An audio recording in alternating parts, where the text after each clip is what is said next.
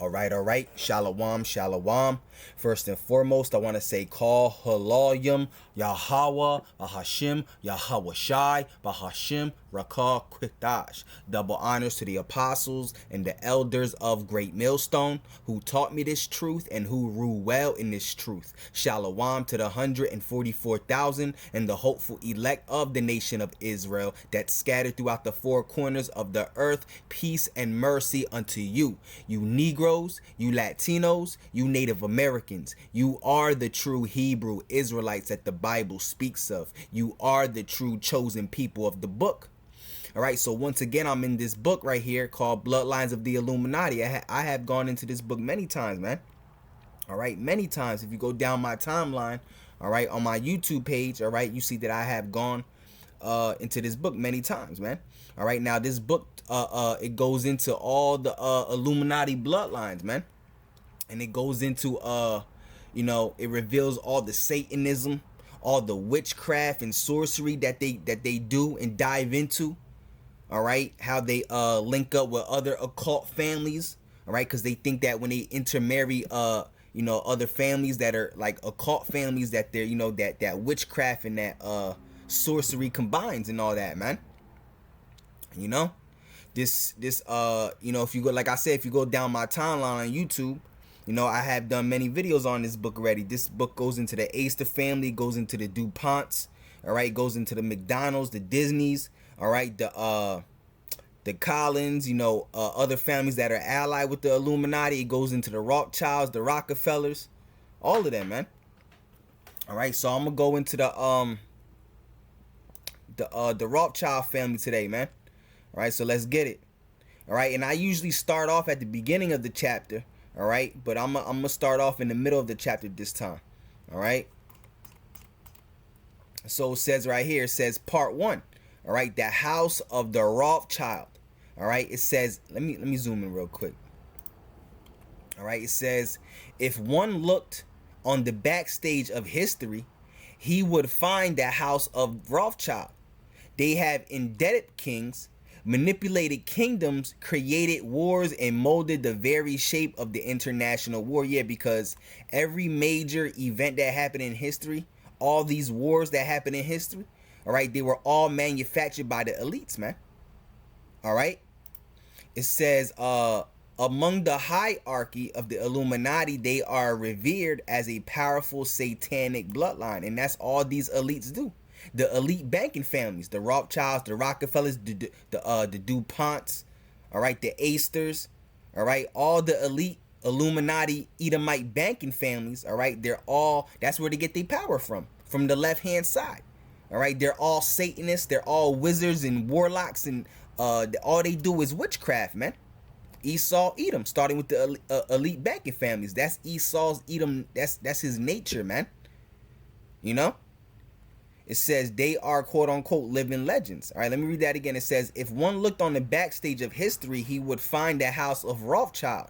They have indebted kings, manipulated kingdoms, created wars, and molded the very shape of the international war. And why do they bring wars? Right? Because there's a lot of money in wars. All right. That's how the Rothschilds, the Rothschilds. All right. That's how the elite banking families become rich, man. All right. And they do that to bring forth their agenda. All right.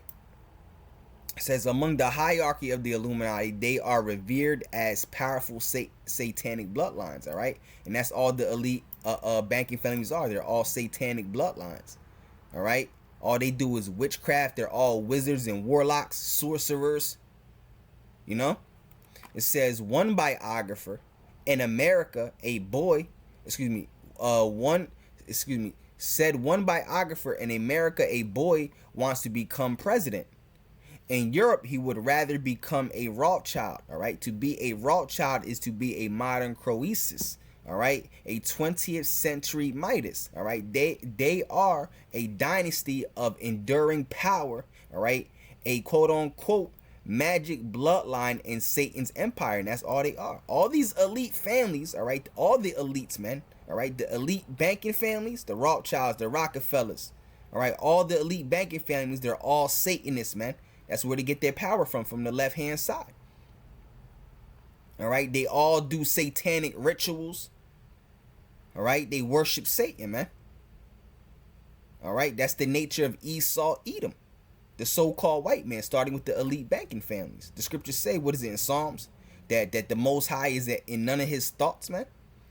You know, they're known as the wicked in the Bible. Esau, Edom, starting with the elite banking families. All right, the Edomite race, which is the so-called white race, they're known as the wicked in the Bible.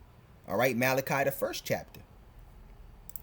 All right, it says, we will probably never know exactly when occultism. All right, let me read that again. It says, we will probably never know exactly when occultism was introduced to the Rothschilds. Several of their ancestors have been rabbis, so the occultism probably came in the form of Jewish Kabbalism. Yeah, and Kabbalism, that's what Freemasonry is rooted in. Kabbalism, all right, which is all witchcraft and sorcery, you know, Satanism. You know, so the occultism probably came in the form of Jewish Kabbalism. You read about that in Codex Magica. All right, it says Sabbatism and Frankism. All right, it says the house of the Rothschild practices Gnostic Satanism. You see, it says the Rothschilds would probably not call themselves Satanists, but by our standards they are, considering the sacrificial and spiritual worship involved. Yeah, you see, they do a lot of satanic sacrifices and spiritual sacrifices, man. Like it says right here, considering the sacrificial and spiritual worship involved. All right, the truth is sometimes hard to tell. The stories the family weaved are hard to distinguish from the truth. Myths are one of their best weapons, and a researcher must be wary. All right, the family began in Frankfurt, Germany, the city where paper money was popularized. All right, the oldest known Rothschild went by the name of Yuri Fabesk, all right, who lived in early 16th century. In the early 16th century, which would be the 1500s. All right. His descendants lived in the house of Red Shield, and that's what Rothschild means. It means red shield. All right. His descendants lived in the house of Red Shield. His great-great-great-great-grandson was Moses Bauer, all right, who lived in the early 18th century. The family was mostly made up of Jewish retail traders and lived in Judengasse, all right, or Jews Alley in Frankfurt. Jews Alley was the product of the anti-Semitic bent in Europe and did not have very good living conditions, all right. Most Ashkenazim Jews of that time did not use surnames. Instead, they preferred the Chinese custom of using a symbol as the family identity, all right, and that's where you get the red shield from. All right, it says these symbols were sometimes used on signs outside Jewish houses, all right, as an address. Some Jews had taken on surnames to fit in, all right, but the use of symbols was more popular. The early Rothschilds chose the surname Bauer, all right, meaning farmer, all right, in German, or, you know, peasant, all right, meaning farmer in German. Why would a family of retail traders call themselves Bauer? Perhaps to remain unnoticed. Right, the Bauer line continues today, but in the 1700s, one man renamed his branch of the family after its symbol and address. All right, the red shield, or the seal of Solomon. All right, Meyer Amschel Bauer. Yep. All right, Meyer Amschel Bauer was well off coin trader in Frankfurt. In front of his house hung a sign with the family symbol, which was a red hexagram. All right, the hexagram, all right, also known as the seal of Solomon or the Magen David, all right, or the Star of David, is very occultic. Yeah, because you read about that in Codex Magica as well, written by Tex Mars. That book Codex Magica, I've done many lessons going on in that book too. All right, and it breaks down the so-called Star of David, or the Shield of David. All right, that's a satanic symbol. That's an occultic symbol, man. All right, but leave it up to Esau to use it. Of course, that's why it's on the flag of so-called Israel, man. All right, so it says it is used today as the symbol of Israel, all right, which is the state of Israel, all right, fake Israel, all right, but it is not Jewish, all right. It is excellent. In his excellent book, The Six-Pointed Star, O.J. Graham explained that the hexagram, all right, was used in the ancient mystery religions. All right, it was the symbol of Molech, all right, or Moloch, all right, Ashtoreth, and others. That's right. All right. In fact, the hexagram was used to represent Saturn, which earlier newsletters have discussed. All right, the six-pointed star is considered the equivalent of the Oriental yin and yang symbol. Yep. All right, which is the Luciferian concept of balancing good and evil. All right. The symbol appears to have been used by King Solomon, all right, when he apostatized and was thereafter called the Seal of Solomon. And there's no account in the scriptures of him using this symbol. All right.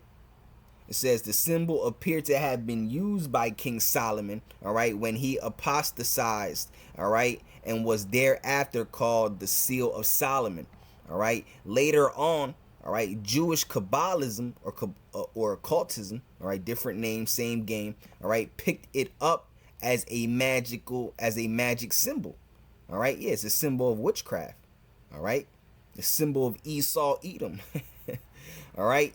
Through the promotion of the Kabbalists and the Zionists, it has become the symbol of Jewish identity, although the occult circles know better.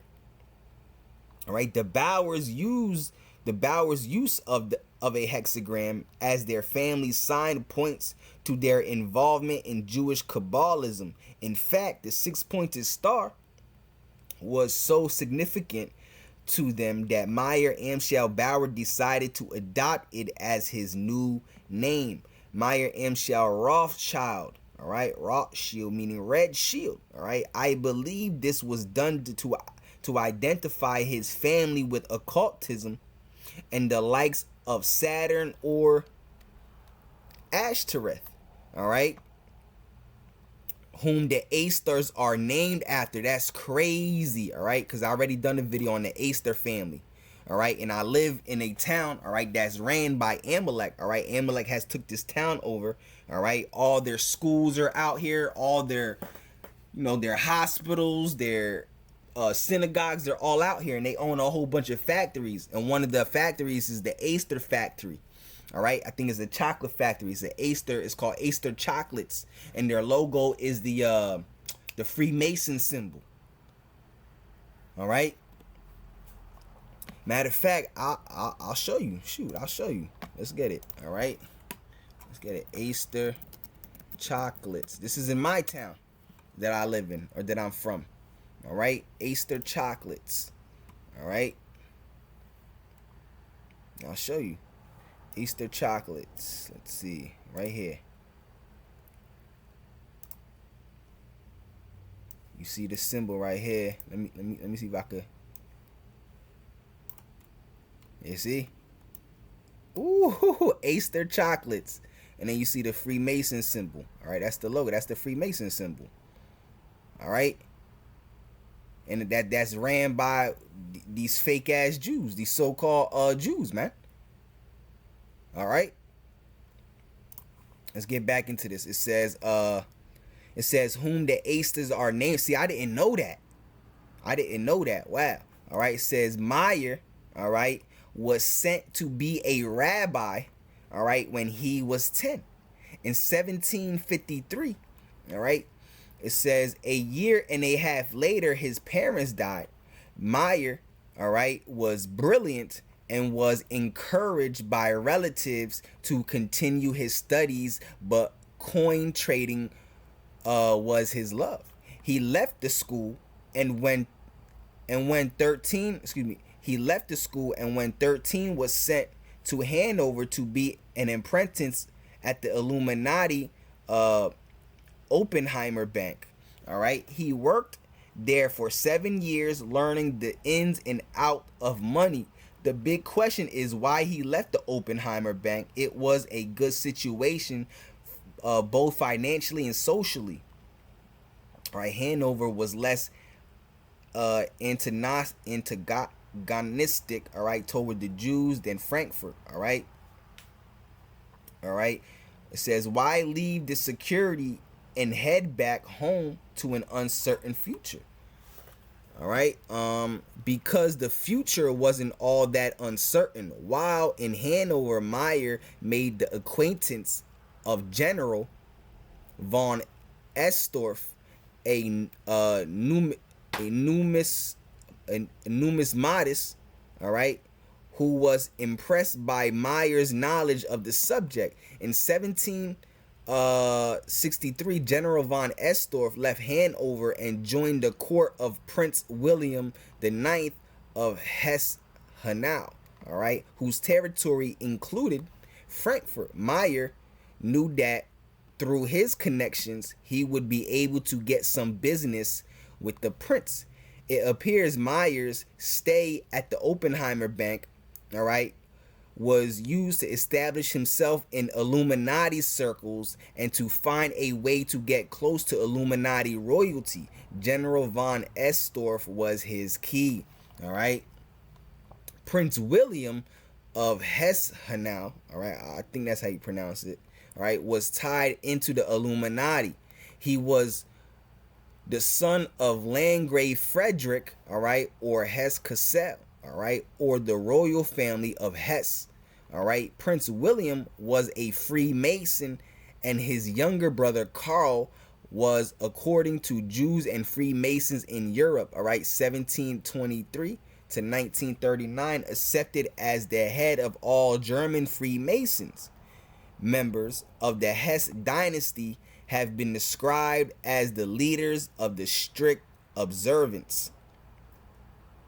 All right. It says in 1782, a Masonic Congress in Wilhelmsbad, a city in the Hesse province, dropped the name strict observance and changed it to Beneficent Knights of the Holy City. The Hesse dynasty is totally connected to the Illuminati. All right. Prince William was the grandson of King George II of England. The Hesse-Kassels, all right, were one of the richest royal houses in Europe. Their income came mainly from the loaning out of Hessian soldiers to foreign countries. The elites loved to make profits off of peacekeeping, quote unquote, peacekeeping troops, which is exactly what the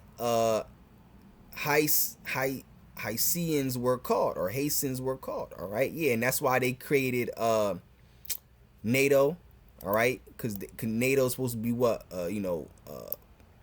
peacekeepers or whatever now, but they're going to bring war. War's getting ready to be created with NATO, all right.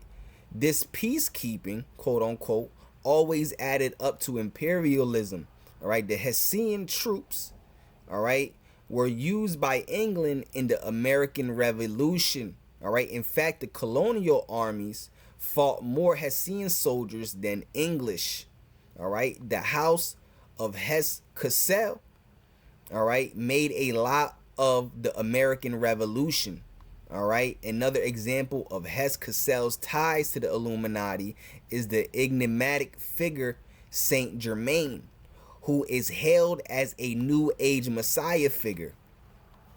All right, many researchers believe that Saint Germain was the son of Francis II of Transylvania.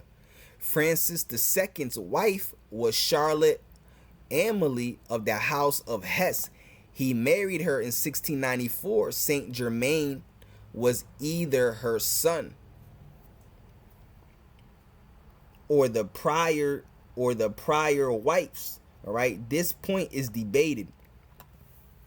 All right, his name was Leopold George, and they staged his death in 1700 to save him from the deadly collapse of the Transylvanian dynasty. All right, Prince Karl of Hesse, Masonic leader of Germany, wrote that Saint Germain had been sent down to Italy to be raised by the Medici family. All right. Later on, Saint Germain appeared out of nowhere to work with the elite. All right. There were questions as to his identity, and Napoleon III had a dossier gathered on him, but the householding, the dossier was mysteriously destroyed in a fire. Saint Germain was an alchemist, and he claimed to have the alchemical elixir of life, the secret formula of immortality, right, which the Rosicrucians also claimed to have. He was a guest of William and Karl of Hesse, all right, in 1774, and in 1779 returned to Karl to spend the last years of his known life. Helena Blavatsky, co-founder of the Theosophical Society, claimed that Saint Germain was one of the hidden masters of Tibet who secretly controlled the world's destiny. It says in 1930, Guy Billard, all right, claimed that he met Saint Germain on Mount Shasta. This supposed meeting led to the creation of the I Am movement. Just wicked as hell, bro. All right. I'll read a little more. All right. This will be part 1. I'll probably do part 2. All right. It says right here, it says the Hesse dynasty has lasted clear up to the 20th century. During World War II, they were on Hitler's side. Prince Philip of Hesse was a messenger between Hitler and Mussolini. All right. He was still alive in 1973 and was reported to be the richest prince in Europe. The House of Hesse is still a powerful force in Germany. In 1763, Meyer left Hanover to build his fortune in Frankfurt. His main objective was to become a financial agent of Prince William of Hesse-Hanau, all right, or Hanu, all right. Prince William was an intelligent man who loved to make money. His passions went beyond money. His wife did not please him, so he became an adulterer, and almost every woman he slept with became pregnant. He fathered between 70, all right, to 21 illegitimate children. All right, his main mistress, all right, Frau von Lindenthal, bore him 8 children, all right, and ran his household. William loved to loan money at high interest rates. He was the perfect man to aid Meyer's quest for riches. Meyer began bribing Prince William's servants to become informants. All right. It says at that time he was an antique dealer, trader, coin collector, and exchanger. All right. The country was divided, and as a result, the separate currencies made money exchanging very profitable. All right. General von Estorff convinced Prince William of the value of a rare coin collection, and then recommended Rothschild. All right. Thus began the relationship between the prince and the Rothschilds. Meyer, all right, would sell rare coins, all right, precious stones and antiques to the prince at ridiculously low prices. Then in 1769, after a significant amount of sales, he wrote the prince asking for and receiving the designation crown agent to the Prince of Hesse Hanau, all right, a great commercial advertiser, all right, all right. It says titles and honors were important in that day. They opened doors, all right. Meyer, all right, then married Gödel Schnapper, all right, daughter of a respected merchant, Wolf Solomon Schnapper, all right. In 1770, he then set up a money exchange bureau. His two brothers worked in this bureau with him until 1785 when Calmain died and Moses quit. Some researchers contend that Adam Weishaupt and the Bavarian Illuminati was financially supported by Rothschilds. The Bavarian, you could read about that. I think you could also read about this in Codex Magic, if I'm not mistaken. All right, or in other chapters of this book. I forgot where I read about it. All right, it says the Bavarian Illuminati was founded in 1776. Yeah, by this man right here. All right, the Illuminati was started by, I thought it was Andrew Weishaupt or Adam Weishaupt. All right, but it was this man right here. All right, it says the Bavarian Illuminati was founded in 1776, and the Rothschilds were not necessarily a financial power at that time. I may be wrong, but I do not believe Meyer, all right, was in a financial position to support Weishaupt, all right. It is possible though that when in 1782 the headquarters of the Illuminati moved to Frankfurt, that it began to be controlled by the Rothschilds. All right, so I'll leave it right there. All right, so that's part one. If it be the Lord's will, I do a part two. All right, so Yahweh Bahashim Yahweh Shai. All right, this lesson was edifying. All right, so I want to say call Halalyam Yahweh Bahashim Yahweh Shai Bahashim Rakah Kritash. All right, so into the next one. Shalom, shalom.